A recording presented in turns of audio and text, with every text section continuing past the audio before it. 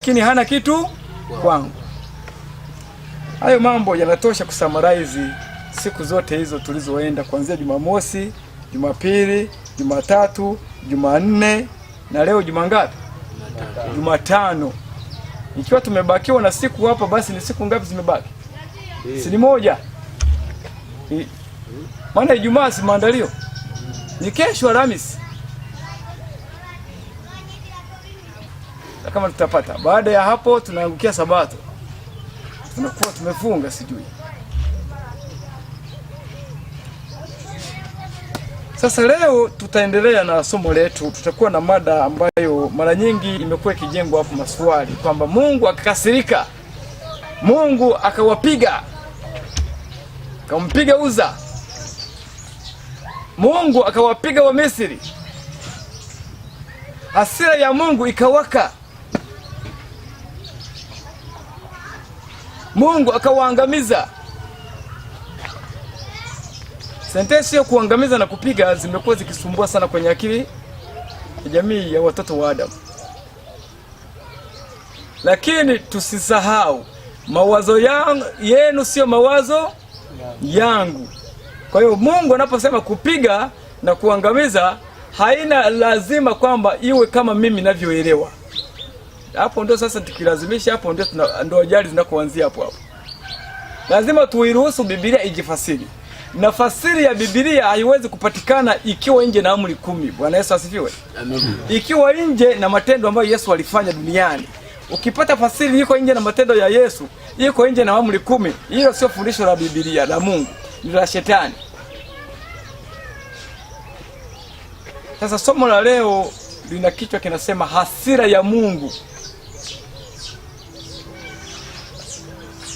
Tunao uhakika kwamba Mungu anakasirika, si kweli? Na tunajua pia kwamba Shetani anakasirika, si kweli? Haya, hasira ya Mungu na ile ya Shetani zinaweza kuwa sawa kwa mujibu wa masomo ambayo tumekwisha kujifunza. Tumeisha Shemasi. Namna Mungu anapokasirika na Shetani anapokasirika inaweza kuwa sawa kwa namna ambayo tumeshajifunza. Katika ufalme wa Mungu watu wanavyokasirika na kwenye ufalme wa Shetani watu wanavyokasirika, je, hasira zao zinaweza kufanana? Hapo tunapita hapo. Swali la pili. Dunia hii wanadamu tunaelewa jinsi ya kukasirika, tunajua. Haya. Kuna mwanadamu anakasirika tofauti na mwenzake. Yaani namna hasira yetu iko ni aina moja, tunazidiana tu kiwango au tuna hasira tofauti kila mtu ya kwake. Wanadamu hasira tulionayo ni aina moja, tunazidiana kiwango tu au tuna aina tofauti za hasira? Ni aina moja, si ndio hivyo? Haya, ni nani alifundisha wanadamu wote duniani kukasirika hivyo? Ni Yesu au ni Shetani? Shetani. Aha. Sasa kumbe hasira hii wanadamu walio nayo, unafikiri na ile ya Mungu ni sawa au ni kitu tofauti? Tofautiana. Aha, na tofautiana. Sasa unafikiri kwamba Mungu akikasirika na wewe unavyokasirika ni sawa sawa?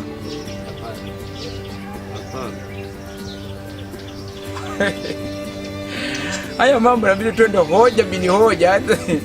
Tuiruhusu Biblia hii itupe. Je, hasira hii ya mwanadamu anayofasiri mfano wake tunaipata kwa Kaini katika maandiko. Je, inaweza kulingana, inaweza ikaingizwa ndani ya amri 10 ikapata haki ndani ya amri 10? Aha. Kwa hiyo unagundua kwamba hasira ya namna hii tulio nayo inavunja amri za nani? Za Mungu. Je, Mungu anaweza kuwa na hasira ambayo inavunja amri 10? Je, kunaweza kuwa na malaika mbinguni ambao wanakasirika kama Kaini?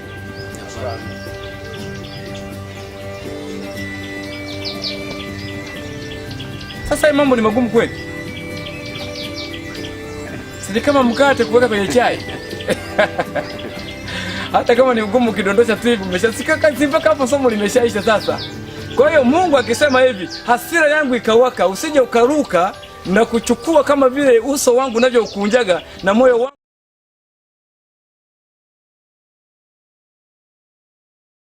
anapokuwa na nia ya kuumiza, kulipiza kisasi, hiyo ndio hasira ya mwanadamu inaongoza hapo. Swali, Mungu anapokuwa amekasirika, naye huwa anapata nia ya kulipiza kisasi?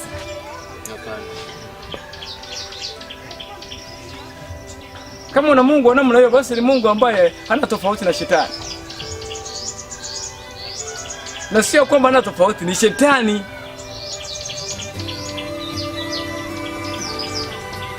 Okay. Sasa hasira ya mwanadamu, tutaanza hapo kuona hasira ya mwanadamu na madhara ambayo iko nayo. Leo ukifungulia vyombo vya habari unasikia mambo kama haya. Mkuu wa shule ajiua kwa sumu baada ya kula fedha za TAKUKURU. Ofisa wa polisi ajiua kwa kujipiga risasi kidevuni ikatokea kichwani. Hizo ni vichwa vya habari viko kwenye vyombo vya habari. Kwa hiyo hivyo ni vyote ni matukio ambayo hasira inaongoza hapo ya mwanadamu. Mwanafunzi wa kidato cha kwanza ajiua kwa kujichoma kisu tumboni. Habari sasa hivi. Kumbuka hasira, sheria ya Mungu inasema hivi: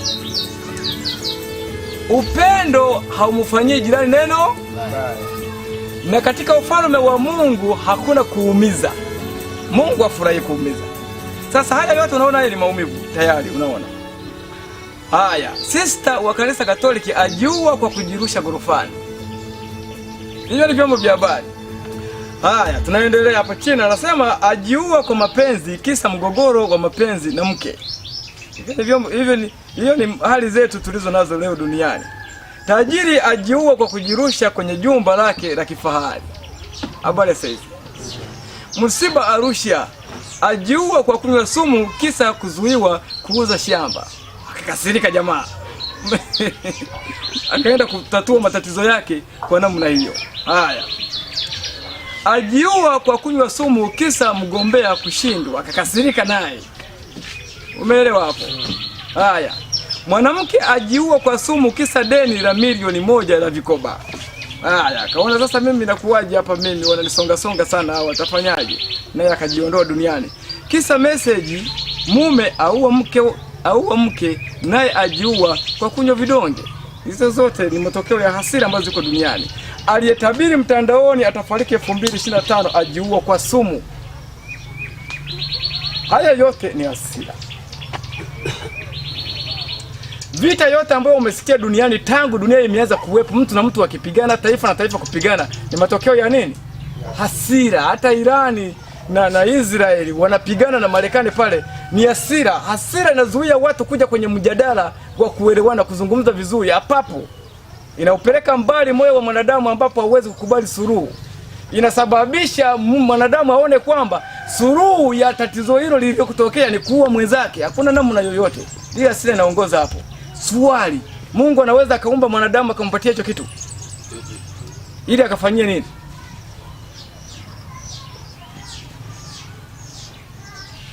Ili ukafanyie nini kitu cha hivyo Mungu akuwekee?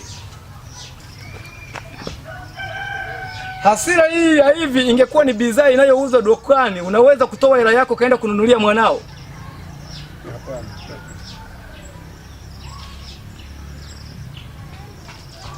Wangapi wanafurahia watoto wao wakiwa na hasira? Joseph, wewe ukiona umezaa mtoto pale ana hasira sana, unaenda kupiga magoti kumshukuru Mungu?